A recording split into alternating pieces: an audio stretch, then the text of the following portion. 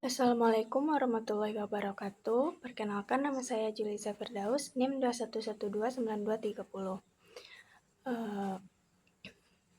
Di sini saya akan menjelaskan mengenai isu pendidikan terbaru dan solusinya, di mana saya mengangkat mengenai membangun sistem pendidikan yang inklusif di era digital.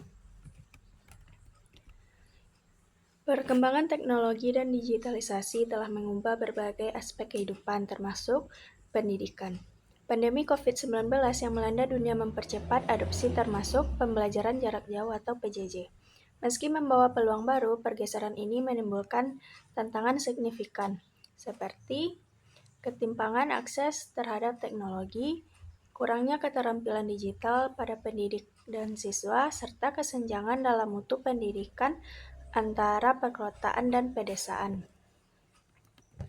Selain itu, isu pendidikan inklusif juga muncul sebagai perhatian global.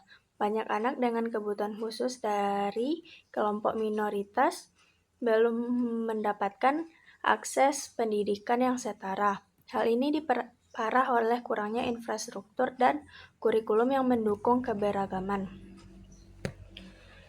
Pendidikan merupakan hak dasar setiap individu dan kunci utama dalam pembangunan suatu bangsa.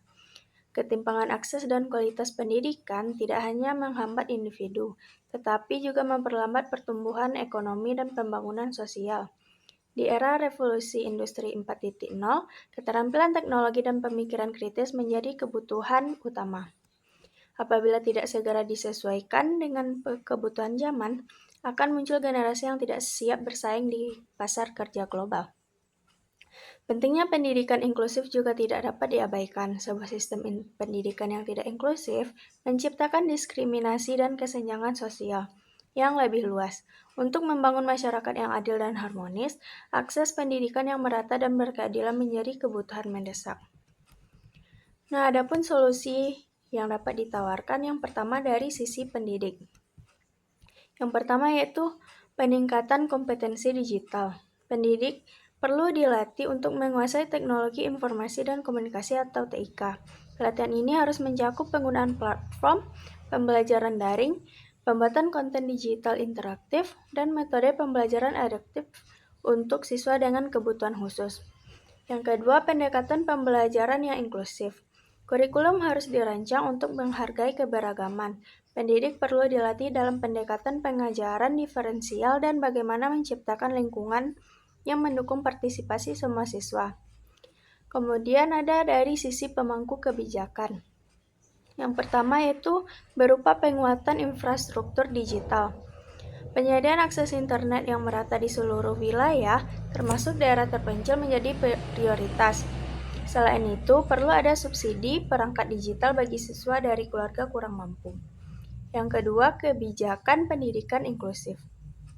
Pemerintah harus menyusun regulasi yang mendukung akses pendidikan untuk semua, termasuk anak-anak dengan kebutuhan khusus. Ini mencakup pembangunan fasilitas pendidikan inklusif dan pengawasan implementasi kebijakan di lapangan. Kemudian ada dari sisi pemerintah. Investasi jangka panjang, pemerintah perlu mengalokasikan anggaran pendidikan yang memadai untuk meningkatkan kualitas guru, infrastruktur, dan teknologi pendukung pembelajaran. Kemudian ada berupa kolaborasi multisektoral. Pemerintah dapat menggandeng sektor swasta dan organisasi pemerintah atau NGO untuk mempercepat transformasi digital dan inklusi pendidikan. Kemudian untuk tantangan 5 tahun ke depannya, jika isu ini dapat diselesaikan, maka Indonesia akan memiliki generasi yang lebih siap menghadapi persaingan global dengan keterampilan digital yang mumpuni dan semangat inklusivitas. Kemudian kesenjangan pendidikan antara daerah dan golongan sosial akan berkurang, menciptakan masyarakat yang lebih adil dan harmonis.